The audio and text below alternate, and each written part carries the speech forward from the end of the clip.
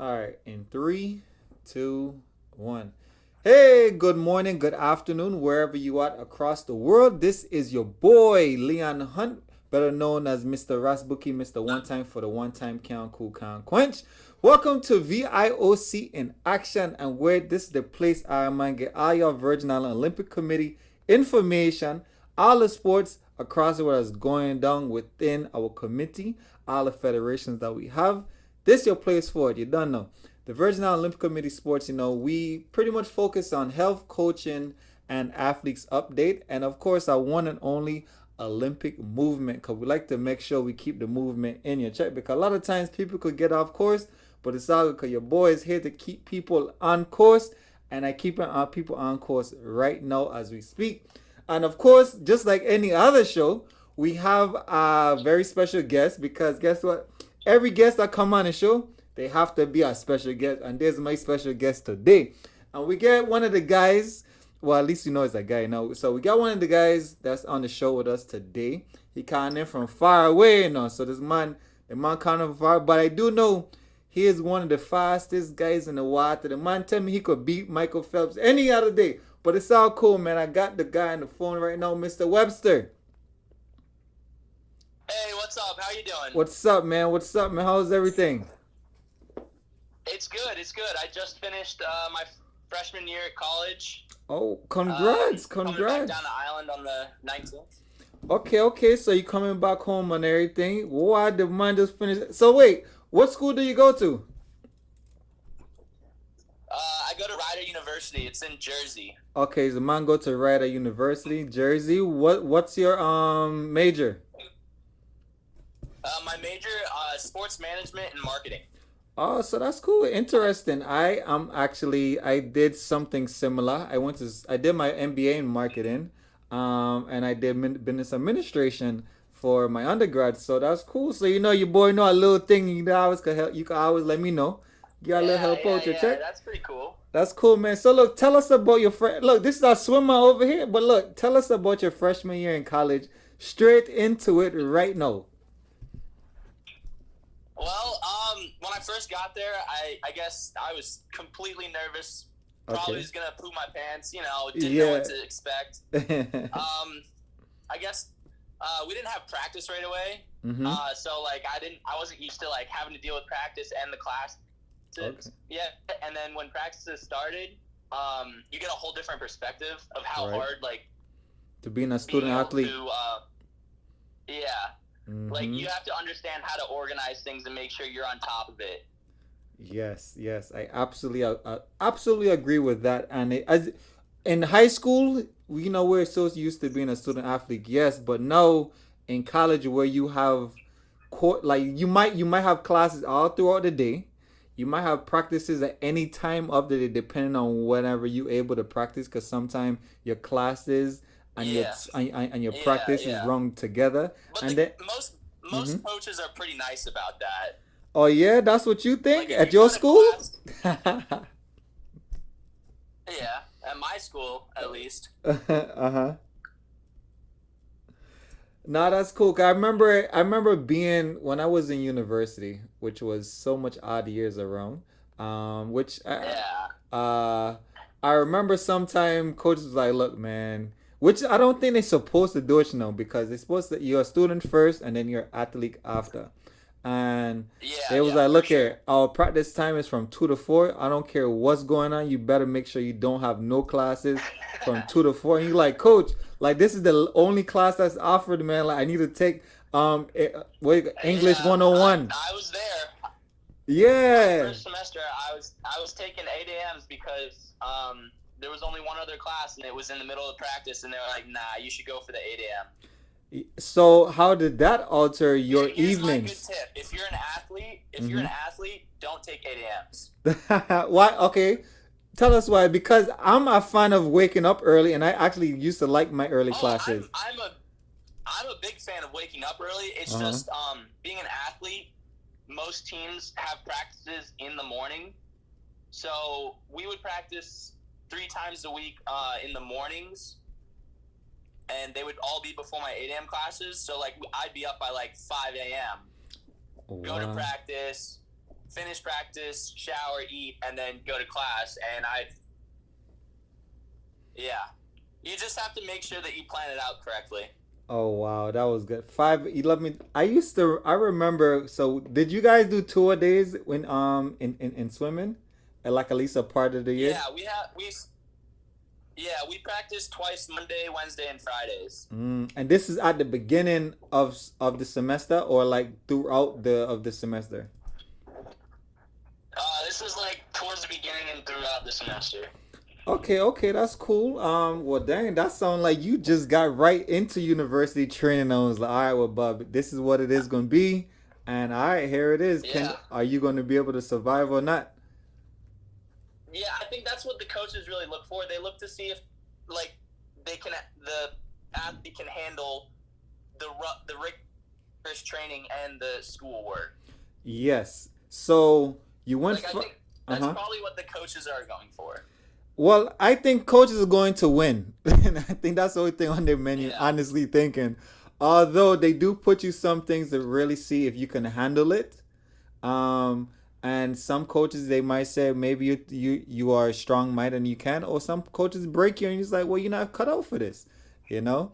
The good one interesting thing I did see when I was at university, right, is that we talking freshman year now, is that you don't realize that everybody in college is good because everybody's number one at their school and they all coming into like they're number one at their high school and they're coming into one school and like actually I was number one too and I was number one too and then you got a whole bunch of egos walking around that's all number one, which is cool because that then it creates a sense of competition between teammates. And I think that's a good thing if they mind strong enough to handle that. I think that's cool because then you have a competitive team. Yeah. So I kind of like that. No, that's cool, man. Well, congrats on your first year, your freshman year in college. Thank you. I know you definitely kept the grades up and everything, so that's cool. Oh, of course. Always working hard. So I gotta ask, because people always talk about school, right? How was the meals at Rider University? Because everybody's school don't have the same meals. So let us know. Okay, so let us know about the meals and let us know what was your, I don't want to call it a diet, but what was your normal quote unquote diet at school and what changes that you've seen? So, my school is pretty much like any other school. They have like a main building, and it's usually like a giant cafeteria, but like the food's like made for you and everything. So like halfway through the year, a gluten-free station, they made one. So I started going there because they had really good grilled chicken and very good carbs. Right. And for a swimmer, we're burning so many carbs a day that we like overload on them sometimes. Okay. So I'm always looking for like meat, like protein and carbs, like pasta or rice. Sometimes I'll snack off and have a couple chocolate chip cookies, maybe some chicken tenders and fries. But like that's when I'm like towards the end of the year, like once you start like eating some of the same meals, like you know what I mean? Yes. Mm-hmm. So I guess like towards the end of the year, you know, you kind of get sick of it, but like you're like, all right, it's almost over. You can deal with it. Right. So you take a little cheat meal and thing. Yeah. Yeah. So I got something here. You say something interesting. Swimmers burn a lot of carbs, right? Yes. So a lot of people think, well, we know this because a lot of people don't like to swim or get in the water because it's tiring for them or they don't even know how to swim, you know? Yeah. But hey, it's all cool. We'll get there. So in burning all these carbs, what was your number one intake of carbs that you used to like? Was it pasta like everybody else? Personally, I chose to try and find more rice. Mm-hmm. I don't know. I guess I just like rice better. Well, you know, in the Virgin Islands, we eat a lot of rice down here, so you ain't too far away from that area. Check. Every meal we eat a mountain of rice, so hey, the rice will give you a little power. I'm always a fan of rice if you're able to burn it off. I'm not a fan of rice if you eat it and don't do anything else, you know? Yeah, I know what you feel. Right, right. So as athletes, I think we always got a cheat code because we're so active that no matter what Yeah, we eat, like we just could bun it out. But when you're average Joe, man, things don't roll the same, you know. yeah, no, yeah, like, well, so like when our season ended, Mm-hmm. like right after our When main meets, Wait, when did the season um, start and when did the season end? so the season basically started when we got to school, beginning of September, Okay. and our season did not end until the third week of February, I think. Oh Third, wow, yeah, that's a long season, man. yeah, it is. So It is.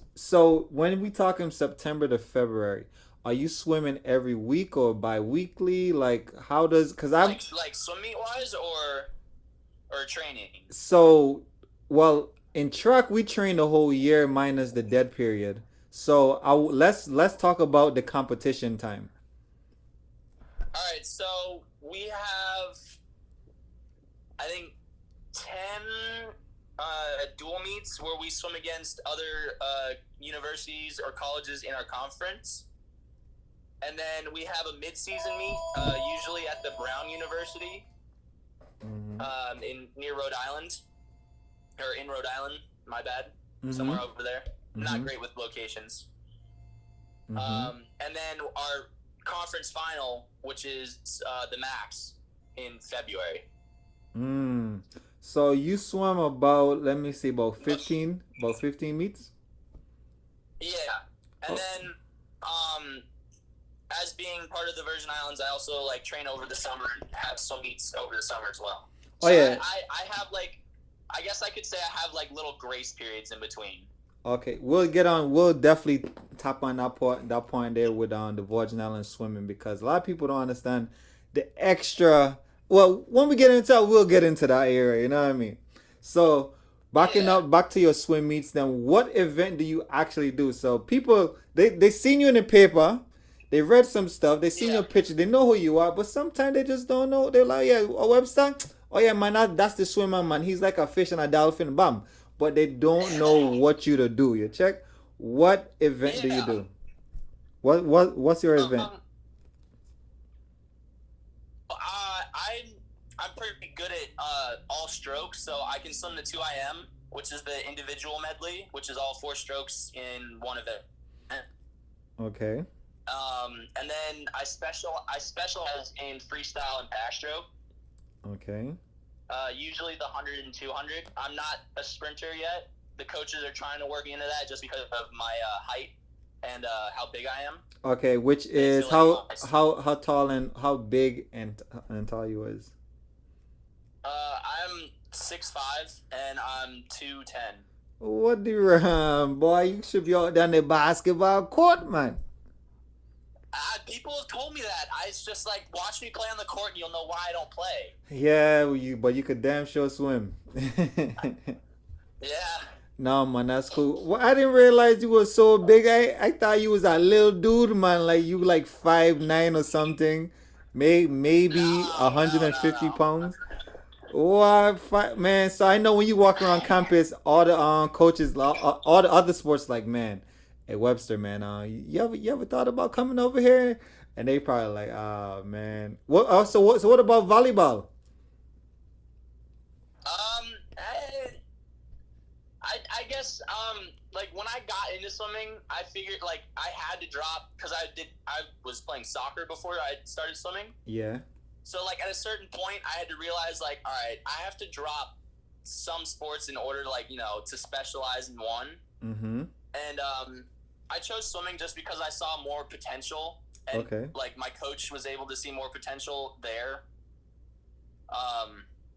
And I guess like coming from the Virgin Islands, like it's good competition, but like when you're as a soccer player, I look at that and there are more people as competition there. Yes. Like, do you know what I mean? Mm-hmm. Like the swimming, it's not as many people, but like the competition's good. Correct. I mean, we are surrounded by water here, so you're definitely Yeah. thinking. No, that's cool, man, because a lot of people. So when you're athletic, you pretty much can do anything. But a lot of people are athletic and not really good in something, and Yeah, they need so it's I think as an athlete, you need to be able to, you can do any type of other sports, but when you really lock it down and pick 1 through 3 sports, that timing that goes yeah, on in there, it's a difference because if you like me, like okay, I love to play basketball, right? I just love it. yeah, I didn't love track, but I ran track, but I was extremely good at track. So I was like, well, yeah, if I'm extremely good at this, I need to learn the ins and out of this. And those times I was playing basketball, yes, it was good. I felt good, happy, and was passionate about it. But when it came on to the track where they came on to the place where I was getting the medals in, I was like, you yeah. know what? I need to put time in here. I need to take off time from someplace else to put time in here.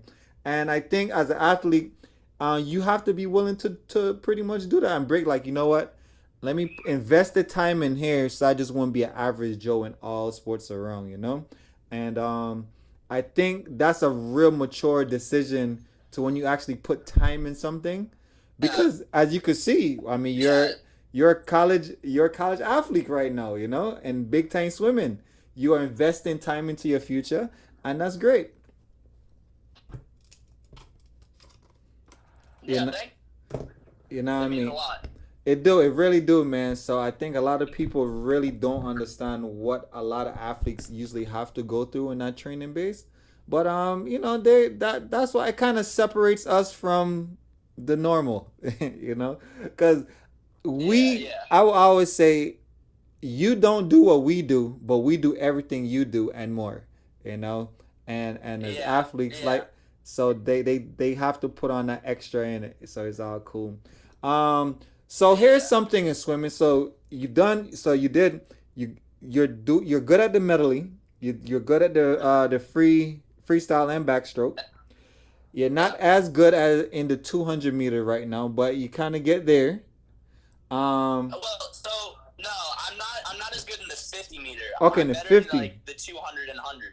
Okay, okay, I got you. So you more in the 200. Okay, and 200 and 100. Okay, well you that sounds like about 6 events, man. You'd be tired at track meets, man. Yeah, yeah. Good, there it is. I mean, like a lot of the big swim meets that we do, they're up to like 4 to 6 days. Mm-hmm. Um, so like I'm swimming 6 events, so the most I'll probably do in one day would be two. Okay, okay. Wow. I mean, 2 events. So, oh, it's 6 days. So, pretty much you do two this day, then two the next day, and two the next day. It depends. Like sometimes, like I'll do two one day, Mm-hmm. two another day, one on one day, and I would be done the last day. Like I wouldn't have anything, just Okay. depending upon like how the events were scheduled.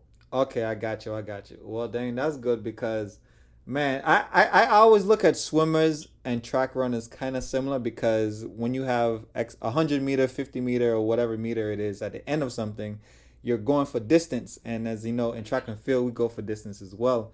So when I look at that, in me, I was a Yeah, jumper. we So yeah